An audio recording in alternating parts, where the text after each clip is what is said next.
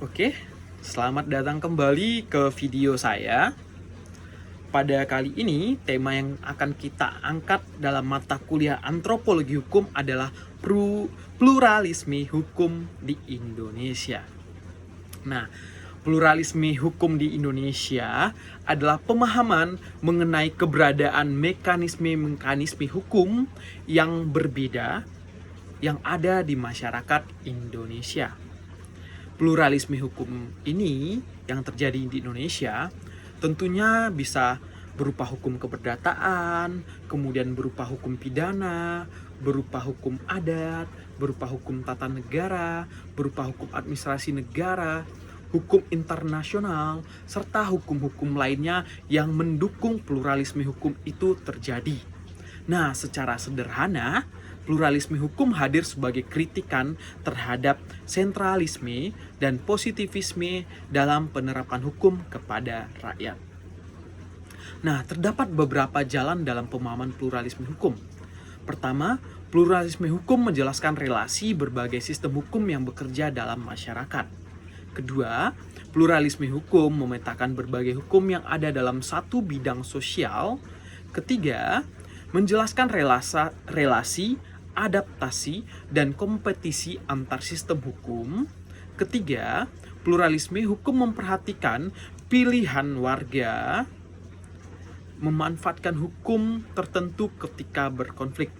Dari tiga cara pandang tersebut dan masih banyak cara pandang lainnya, secara ringkas kita bisa katakan bahwa pluralisme hukum adalah kenyataan di dalam kehidupan masyarakat, di mana kita pada hari ini hidup bermasyarakat. Mungkin bisa dikatakan ketika bangsa Indonesia ini adalah negara yang Bhinneka Tunggal Ika. Banyak sekali budaya yang ada di Indonesia, banyak sekali bahasa. Tetapi kita tetap satu, kita tetap menjadi negara pluralis. Kita beraneka ragam adat yang ada di Indonesia ini, tetapi kita pluralis dengan Bhinneka Tunggal Ika, biar beda-beda tetapi tetap satu. Oke, kita lanjutkan kembali. Nah, kalau kita melihat sumber-sumber dari hukum adalah, pertama, sumber-sumber hukum adalah dari agama, kemudian dari negara, ketiga adat, yang keempat lembaga nasional dan internasional, yang kelima hukum internasional. Nah, kalau kita lihat lagi apa sih sebenarnya pluralisme hukum itu? Ternyata keberadaan lebih dari satu hal pada suatu wilayah tertentu itu merupakan pluralisme hukum. Ternyata lebih dari satu. Kalau satu berarti bukan pluralisme hukum. Tetapi ketika lebih dari satu, ternyata itu adalah pluralisme hukum. Kemudian, pluralisme hukum adalah suatu perangkat wilayah sosial dan bukan merupakan suatu hukum ataupun sistem hukum. Jadi dia bukan suatu hukum ataupun sistem hukum, tetapi cuman sebagai perangkat wilayah sosial. Nah, kemudian hukum adalah pengaturan diri sendiri dalam wilayah sosial, semi-otonom atau semi-autonomous social file. Nah, kemudian pluralisme hukum adalah suatu bentuk universal organisasi sosial. Nah, selanjutnya, pengertian pluralisme hukum adalah pengaturan keberagaman kaedah normatif terhadap kenyataan yang menunjukkan bahwa perilaku sosial selalu dilakukan dalam konteks plural, tumpang tindih dalam berbagai wilayah semi-otonom, dan mungkin selalu berubah-ubah dalam pelaksanaannya. Dan hal ini mendukung dari pernyataan pengertian pluralisme hukum yang di awal yang telah saya sampaikan tadi. Nah, kemudian pluralisme hukum atau legal pluralism kerap diartikan sebagai keragaman hukum. Pluralisme hukum adalah hadirnya lebih dari satu aturan hukum dalam sebuah lingkungan sosial. Gagasan pluralisme hukum sebagai sebuah konsep mulai marak pada dekade 1970-an, bersamaan dengan berseminya ilmu antropologi. Sentralisme memakai hukum sebagai hukum negara yang berlaku seragam untuk semua orang yang berada di wilayah yurisdiksi negara tersebut. Nah, dengan demikian, hanya ada satu hukum yang diberlakukan dalam suatu negara, yaitu hukum negara. Walaupun terjadi pluralisme, tetapi yang berlaku adalah hukum negara, satu hukum negara. Nah, kemudian, hukum hanya dapat dibentuk oleh lembaga negara yang ditugaskan secara khusus untuk itu. Hal ini adalah Dewan Legislatif atau Dewan Perwakilan Rakyat. Baik itu Dewan Perwakilan Rakyat Republik Indonesia yang di pusat, Dewan Perwakilan Rakyat daerah yang ada di provinsi, dan Dewan Perwakilan Rakyat daerah yang ada di kabupaten ataupun kota.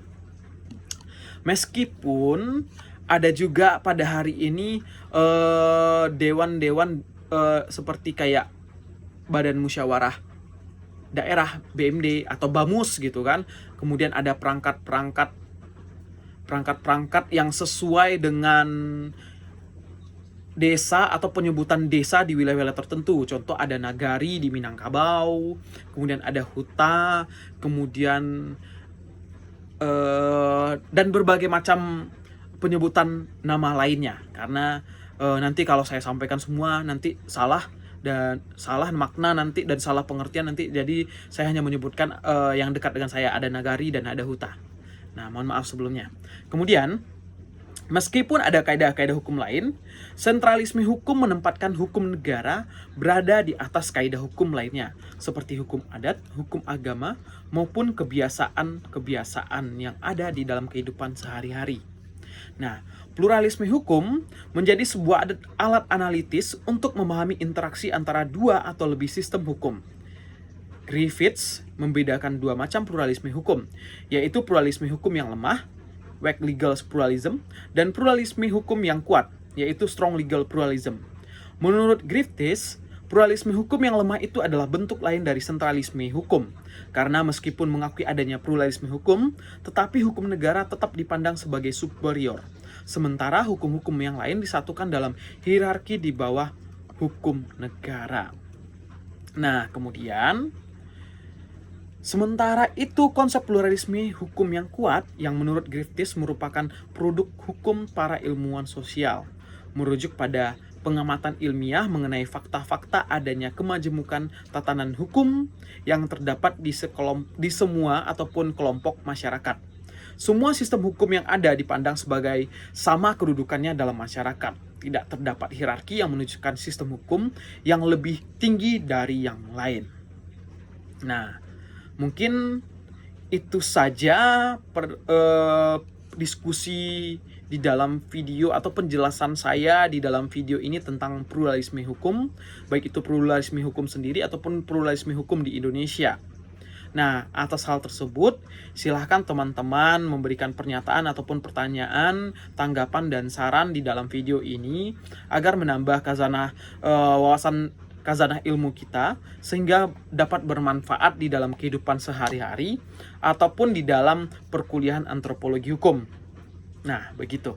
Jadi sekian video pada hari ini. Sampai jumpa pada pertemuan video selanjutnya. Sekian dan terima kasih.